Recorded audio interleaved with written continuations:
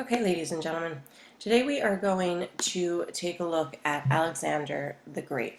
He was born in 356 BC. He actually becomes king by the age of 20, but he also dies at a very early age in 323 BC. We study Alexander the Great because of his amazing ability to conquer such a large portion of land. He made it all the way to modern-day Pakistan, which is really an impressive feat since this region of the world at that point in time was relatively unknown. And they weren't really sure what they were getting themselves into and who they would actually be coming in contact with. But Alexander the Great, nevertheless, was able to do this and do it rather successfully. So this was his inheritance, this map that you can see here. Philip of Macedon was Alexander the Great's father. He had conquered a rather large portion of land for himself. So this black line here that you can see was the Macedonian region. We could call it the ethnic Macedonia. But this red region here was the area that was controlled by Philip. This purple region, this is Greece. This area is going to be conquered by Philip, as well as some of these other areas that you see along the map. But the one thing that Philip was not able to conquer that he wanted to was over here in Asia Minor, the Persian Empire. He wanted to avenge, we could say, the attack on Greece by the Persians. See, the Greeks fought the Persians during the Persian Wars, but they fought them on Greece soil. They never fought them in the Persian Empire, and he was looking to seek revenge on them. Unfortunately, he died. He was assassinated before he was able to do that. Nevertheless, Alexander is going to be able to pick up where his father left off. So just a brief little point about Alexander's education, which will kind of help us understand why he was successful later on. He was actually a very educated man. He was tutored by Aristotle in subjects like observation, logic, reasoning, thinking ahead, and these are all really important qualities that molded Alexander into one of the greatest strategists in military history.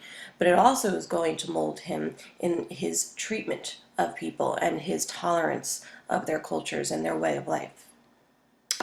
And here is a picture of Aristotle.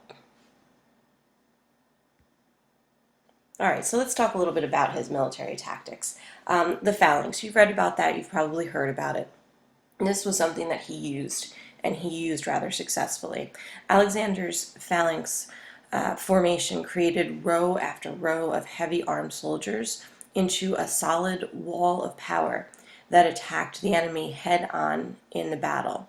Oftentimes the enemy soldiers would just fall in waves, leading to their retreat. They weren't able to really defend themselves against this military attack.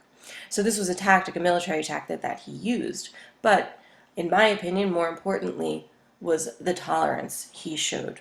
While Alexander was ruthless in eliminating any of those who opposed him, he was actually rather tolerant of the culture and the customs of those in his occupied territories.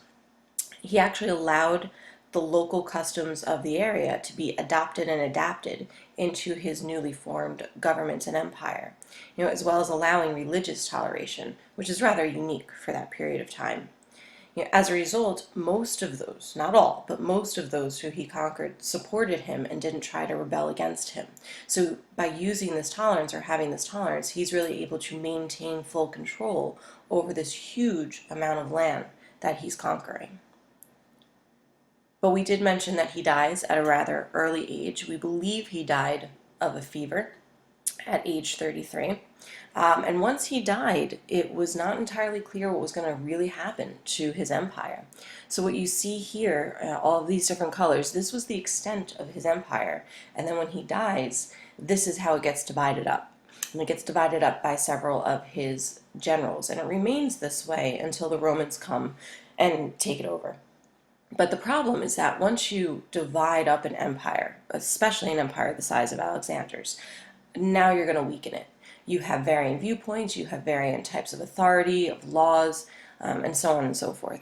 So the problem here, and the problem always throughout history, as you're going to see in this course, is that anytime you divide up an empire, that's going to be its downfall. People sometimes think, oh, we'll divide it up and it'll make it more stable because people will be controlling smaller areas and we'll all work together. It usually doesn't happen that way. So unfortunately, Alexander's empire, while it was enormous for that time period and well run for that time period, once he dies, it's divided up and it falls.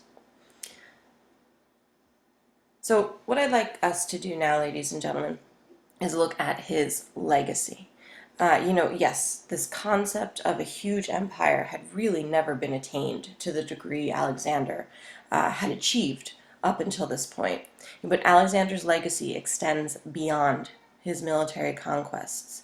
His campaigns greatly increased the contact and the trade, really, too, between the East and the West, and vast areas of the East were significantly exposed to Greek civilization and influence.